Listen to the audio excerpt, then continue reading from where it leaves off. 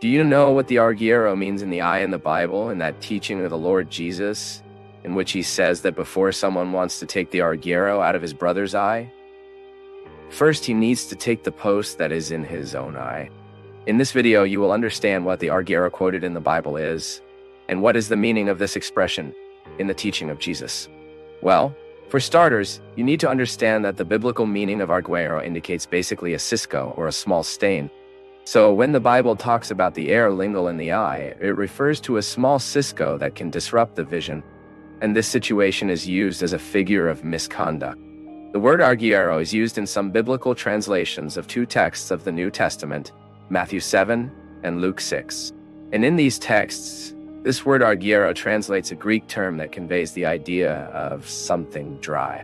Therefore, the argyro could be a dry branch, that is, a small piece of straw, and that word can also be applied to refer to a residue or a small stain. And that is why many biblical translations exchange the word argyro for the word cisco, while few other translations also bring the word spot. But undoubtedly, what arouses people's curiosity about the meaning of argyro in the Bible is precisely the way this word appears in the teaching of the Lord Jesus Christ. In his well-known series of speeches in the Sermon on the Mount, Jesus spoke about the inconsistency of people who are bothered by an argyro in the eye of the other, while they themselves have a beam in their eyes. In Matthew chapter 7, between verses 3 and 5, the biblical text says, "And why does it notice the argyro that is in your brother's eye, and don't you see the post that is in your eye? Or how shall you say to your brother, 'Let me take the argyro out of your eye,' being a beam in yours? Hypocrite. Take the post from your eye first, and then you will take care of taking the argyro out of your brother's eye." It's easy to realize that, in these words, the Lord Jesus sought to establish a contrast between an argyro, that is, a cisco, and a piece of beam.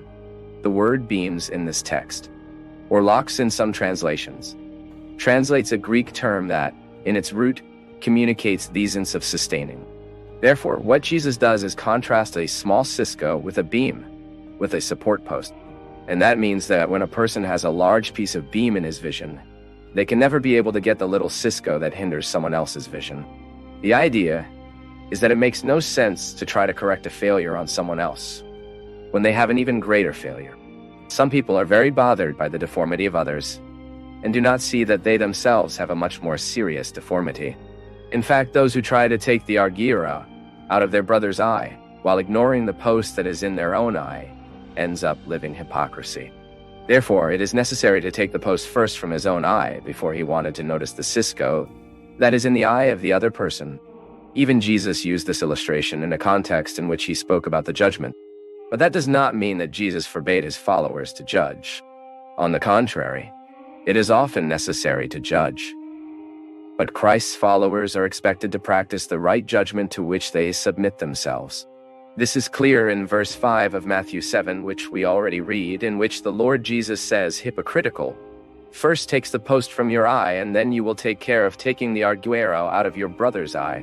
In other words, by warning his listeners about the mistake of wanting to take the argyro in his eye when there is something much bigger in his own eye, Jesus disapproved of the hypocritical judgment. And this is the type of judgment wrong. So, to get the argyro out of someone's eye, first you need to see enough. First you need to eliminate the beam that blocks your own vision. You can judge someone else. Yes, you may want to correct someone's error, and you are expected to do that.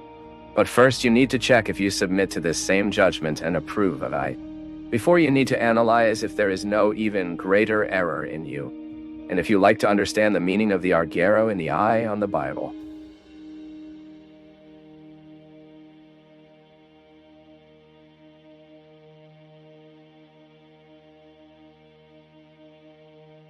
As we conclude this spiritual exploration on Path of Faith, we invite you to engage with us by leaving your comments, liking this video, sharing it with others, and subscribing to our channel for regular doses of uplifting messages.